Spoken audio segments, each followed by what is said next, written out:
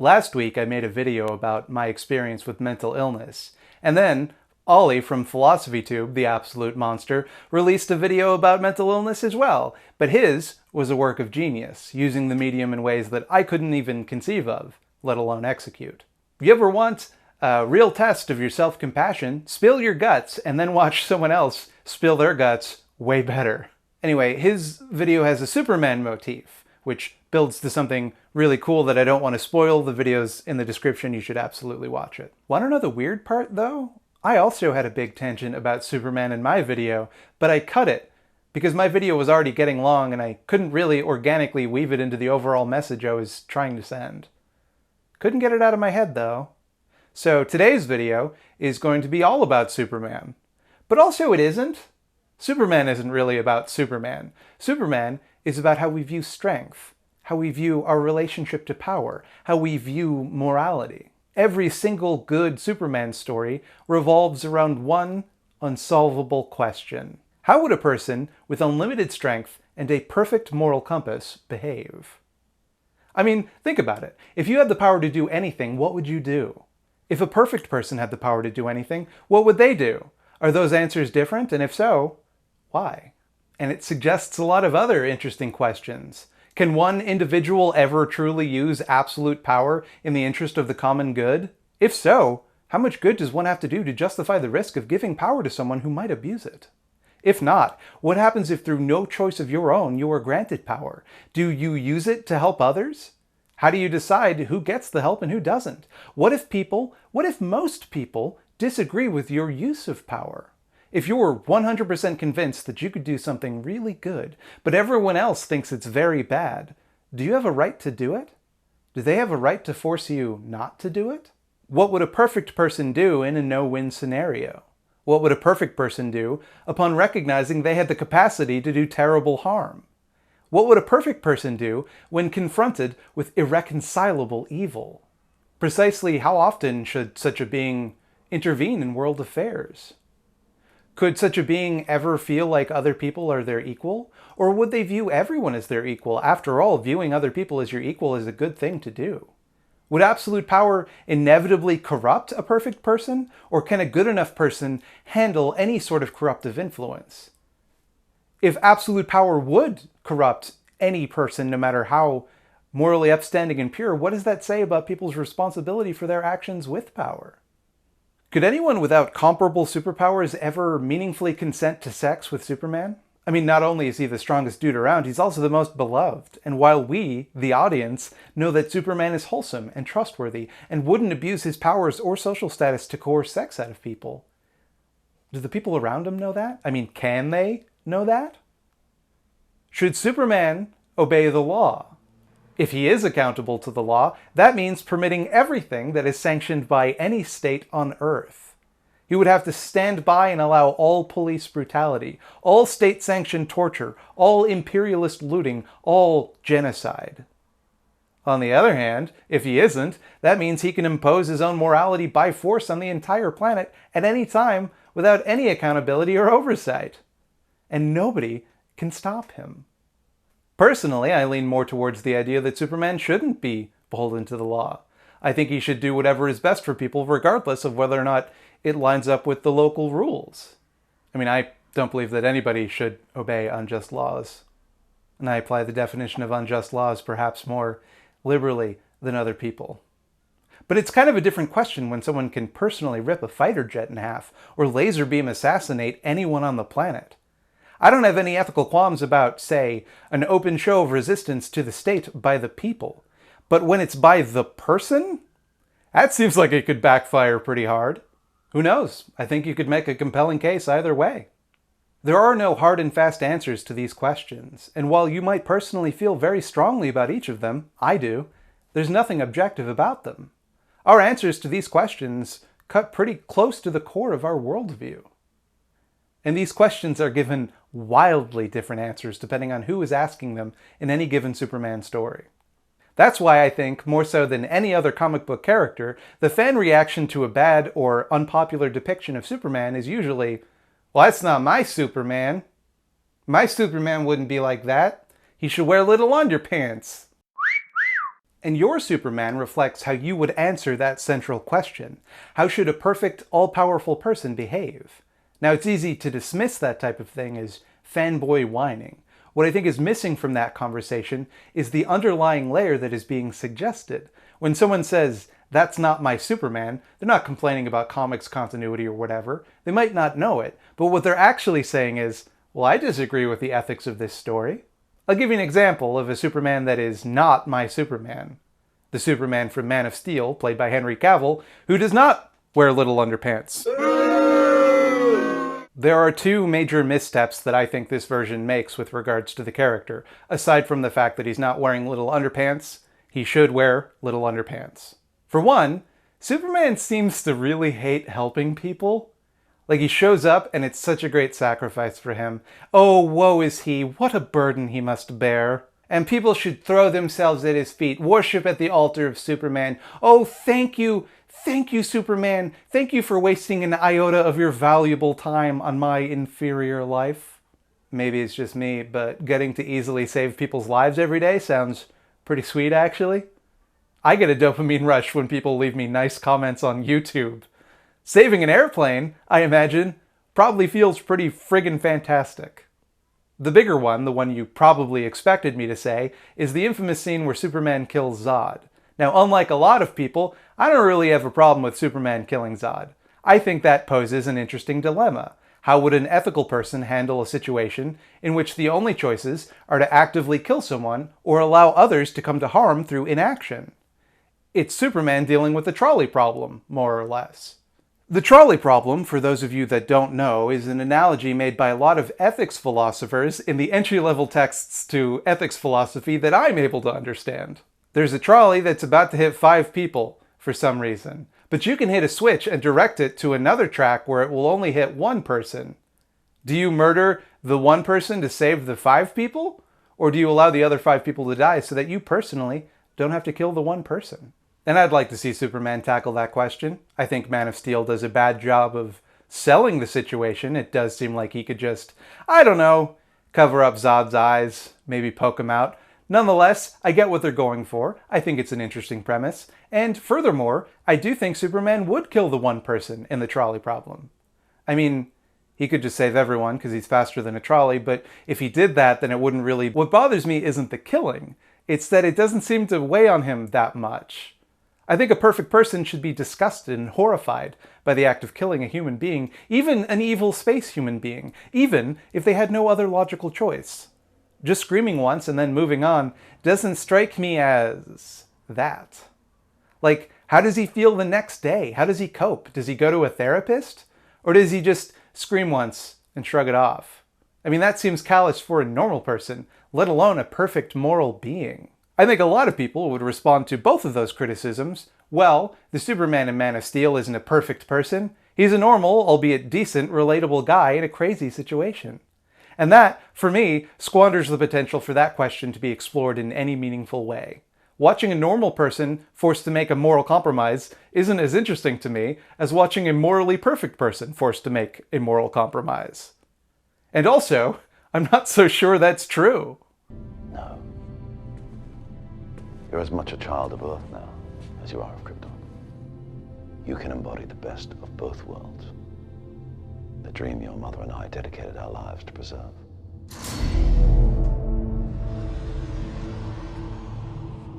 The people of Earth are different from us, it's true.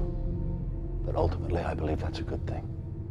They won't necessarily make the same mistakes we did. Not if you guide them, Cal. The movie seems to try pretty hard to suggest that, yeah, this dude is as good as a guy gets. But even if he were just a normal dude, you can't have it both ways, movie. The idea of the hero killing the villain at the end has no real impact unless you're thinking about it in terms of the Superman you already know. The character that would always make the most moral choice. Like, if this guy wasn't called Superman, he was called Strong Boy, the Flying Wizard. Who would care that he kills the bad guy at the end of the movie? Most heroes kill the bad guy in movies. That's not a twist. So anyway, the movie is asking the question I wanted to ask, and it's even giving the answer that I agree with. But it doesn't really seem interested in exploring either. How would Superman respond to having to make a moral compromise? he'd do it. The end. What does this framing of the question have to tell us about how power should be used? Well, it should be used unflappably, decisively. Collateral damage is inevitable. The important thing in a conflict is to neutralize the biggest threat. And when the biggest threat is eliminated as quickly as possible, that means your actions were justified. Whatever harm you cause is irrelevant as long as the potential harm of that threat is greater. In other words, don't worry, US imperial war machine. You can level cities if it means taking out some terrorists. It's regrettable that people have to be sacrificed for your goals. Why not have a little scream about it? But we should remain strong in the face of that moral burden. Whoa, hey, wait a minute, Thought Slime, that's a bit of a stretch, my dude. Just because you don't like a movie doesn't mean it's jingoistic propaganda for... The first and foremost thing on my mind was just trying to make a relationship between the Guard and the concept of being Superman. The members of the Guard are Supermen, and Superman is, in a way, a member of the Guard. We have a motto in Special Forces, with the right man in the right place, with the right skill sets, can make a difference. And I think in that sense, everybody in the Guard, we're Superman, I suppose. It's been a great experience actually just being with the soldiers because they're incredibly dedicated, and I'm definitely a believer now that maybe you should cast all your movies with just Guard soldiers. I think it's a good way to go.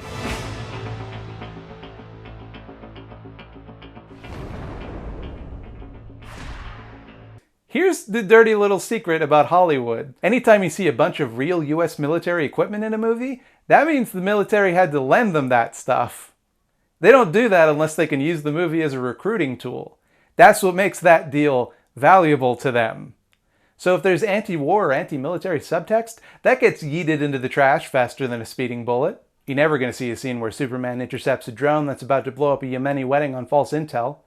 You'll never even get a movie that suggests that maybe Superman should hesitate before destroying a bunch of buildings, because Zod is out there, he's got his big world-destroying machine, and he has to be stopped, no matter the cost. Okay, enough about the Man of Steel Superman. Forget about that. It has some weird ideas, and it's pretty transparently trying to sell you on some pretty fucked up ideology. Let's look at two Supermans that I think have a more positive message, that are my Supermen.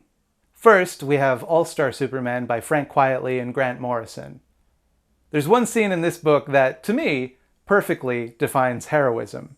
It shows the only real use for strength. If you haven't read it, spoilers are coming, and I have a feeling if you don't want to read it yet, you will by the time I'm done talking about it. In All-Star Superman, Supes is dying.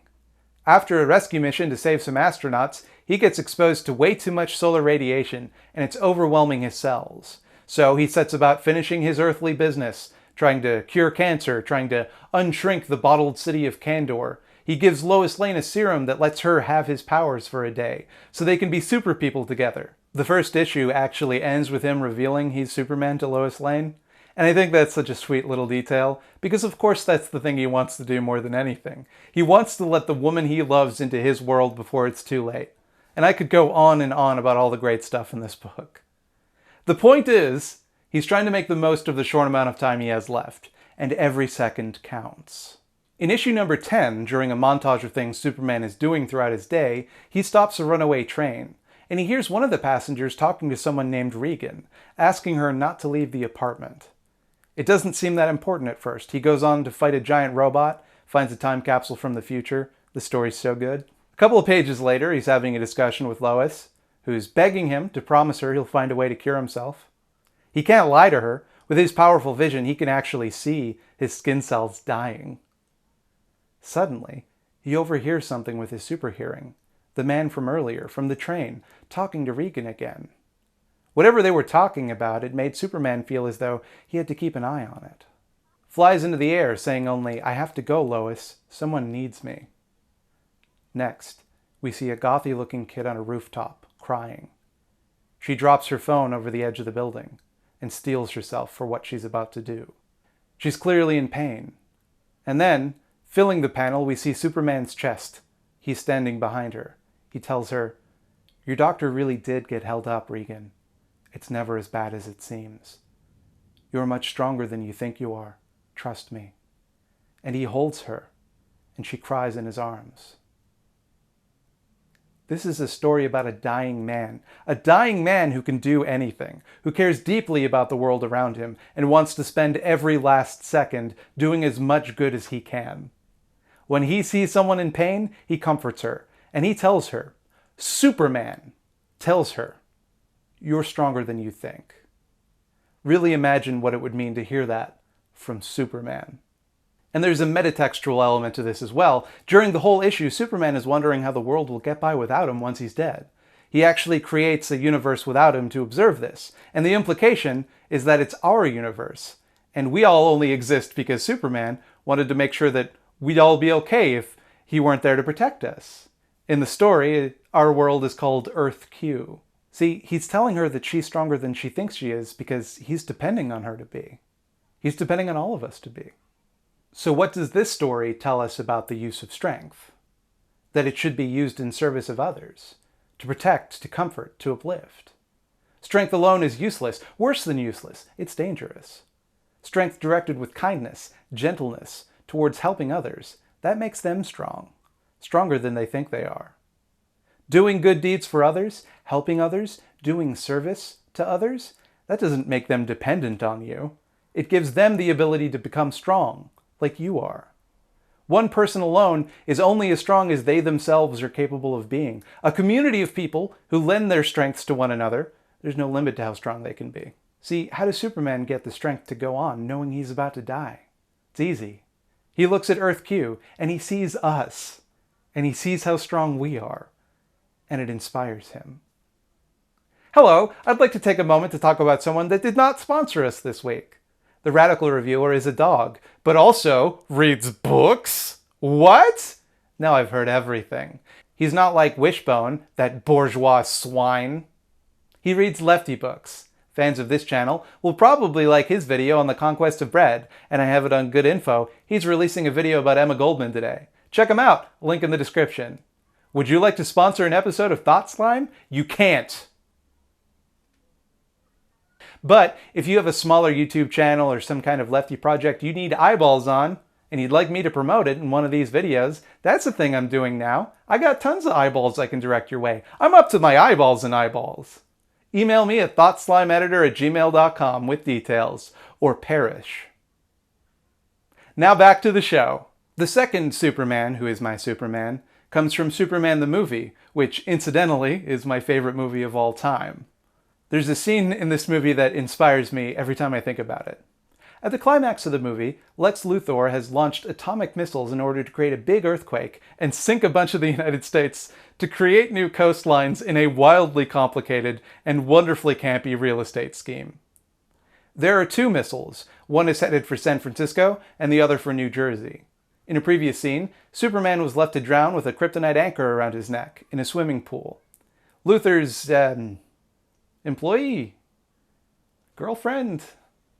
Luthor's associate, Eve Tessmacher, rescues Superman, but only after he promises to stop the New Jersey missile first, because her mother lives in New Jersey. So, being a man of his word, he does. He stops the New Jersey missile first, and then speeds along to stop the San Francisco missile. And he barely stops it from going off and killing millions of people.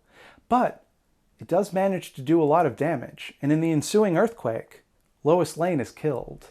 I suspect that if the movie were made today, this would be where it ends. The message of the story would be that you have to sacrifice to be a hero. You can't save everybody. It even kind of wraps up Superman's character arc in a dark way, because earlier in the movie he's inspired to become Superman after his father dies. In his grief, he seeks out a way to save other people. Learning to accept that he can't save everyone seems like a good enough way to end the story, I guess. Superman is often portrayed as an outsider, an alien who looks like us but doesn't feel like he belongs. Someone longing to be human, but humans die, and he doesn't. Earlier in the movie, a holographic representation of Jor-El, Superman's biological space dad, says this. They can be a great people, Kal-El, they wish to be. They only lack the light to show the way.